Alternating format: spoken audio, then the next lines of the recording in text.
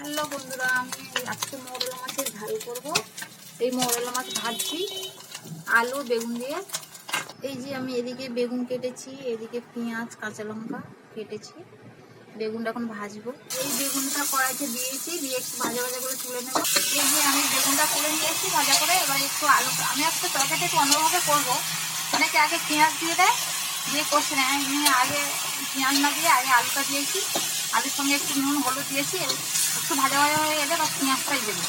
আলুর সঙ্গে পেঁয়াজ দিচ্ছি, পেঁয়াজ কাঁচা লঙ্কা দিলাম, একটুখানি জিরের গুঁড়ো দিচ্ছি,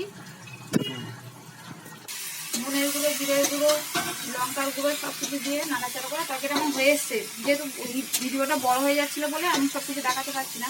মাছটা দিয়ে দিচ্ছি, ধনে পাতা দিয়ে এবার নামাবো। হয়ে এসছে তরকারিটা। পাশে আরও একটা হচ্ছে, দেখাতে পারছি না এখন, ভিডিওটা বড় যাচ্ছে। দেখো আমার তরকারিটা হয়ে গেছে। মৌরলা মাছ আলু বেগুন দিয়ে ঝাল হয়ে গেছে। এই যে এখানে 14টা বাটি আছে, আমি এই বাটির মধ্যে কাটাবো। এখানে ভিডিওটা শেষ করছি, বড় হয়ে যাচ্ছে তো ভিডিওটা, আর দেখা যাচ্ছে না।